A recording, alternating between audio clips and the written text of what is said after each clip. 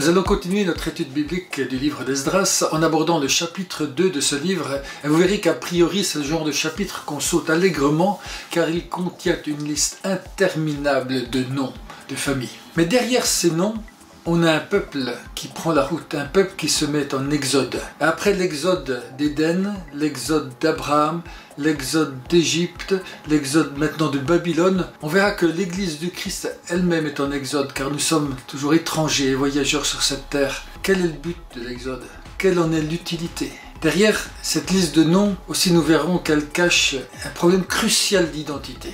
En effet, dans cette liste, il y a deux groupes. Il y a le groupe de ceux qui ont pu prouver leur identité et le groupe de ceux qui ne peuvent pas le faire.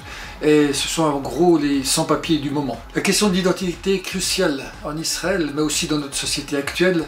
Notre identité est à l'issue d'une généalogie, d'une histoire familiale, en gros le droit du sang, ou notre identité est à l'issue d'un pays, le droit du sol. En tant que Français, sommes-nous Français parce que nos parents étaient Français ou parce que nous sommes nés dans un pays qui s'appelle la France? Derrière ces deux promesses, un peuple et un pays, nous verrons qu'il existe en fait un marqueur d'identité bien plus important et présent dès les promesses de l'Ancien Testament. Concrètement, quelle est notre famille?